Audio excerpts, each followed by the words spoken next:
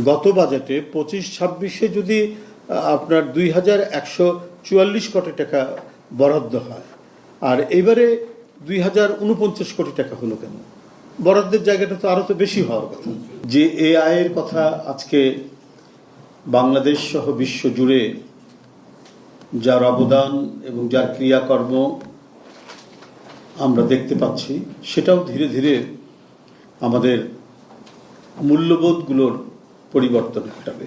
Industrial রেভলিউশনের এক অসাধারণ একটি অবদানের যুগে এসে আমরা পড়েছি।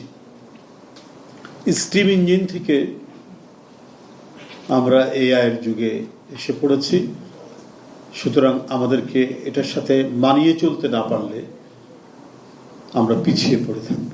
বহুদিন একটি সংগ্রামের মধ্যে দিয়ে একটি নির্বাচিত সরকার এসছে মানুষের প্রত্যাশা অনুযায়ী, এবং সরকারের যে রাজনৈতিক দল তার নামের আগে একটি জাতীয়তাবাদী শব্দ আছে, অর্থাৎ যে শব্দটির সাথে মিশে আছে দেশের স্বাধীনতা, সার্বভৌমত্ব এবং গণতন্ত্র। অর্থাৎ এই সরকার এমন কিছু করবে না যেখানে আমাদের স্বাধীনতা বিপন্ন হয়। অর্থাৎ এই জাতীয়তাবাদী শব্দ থাকার কারণে এই সরকারের প্রকৃতিটা এমন কিছু করবে না যে আমাদের সার্বভৌমত্ব প্রতিদিন একটু একটু একটু একটু করে দুর্বল হয়, সে কাজ তো করবে না। সুতরাং এই সরকারকে অনেক চক্রান্ত, অনেক ষড়যন্ত্র মোকাবেলা করেই তাকে এগোতে হবে। কেন জানি আমার কাছে মনে হচ্ছে যে বাংলাদেশে নানাভাবেই বিভিন্ন ধরনের উস্কানির একটা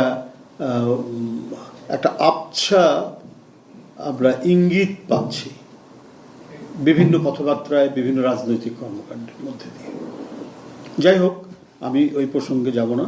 আমি শুধু এটুকু বলতে চাই যে এবারের বাজেটে আমি যেটা দেখলাম, একটা ঘোষিত নীতি নেওয়া হয়েছে সফটওয়্যার এবং আইটি নিয়ে, এই খাতটিকে কেন্দ্র করে। সেটা হচ্ছে one citizen, one ID, one wallet.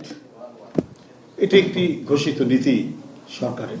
অর্থাৎ এটি বলা হয়েছে সেখানে যে পৃথিবীর অন্য কোনো দেশের মডেল থেকে নয়, বরং আমরা টোটাল রাষ্ট্র ব্যবস্থাটাকেই এই তথ্য যোগাযোগ প্রযুক্তির একটা কাঠামোর মধ্যে নিয়ে আসার ক্ষেত্রেই এটা হলো ঘোষিত নীতি আমাদের।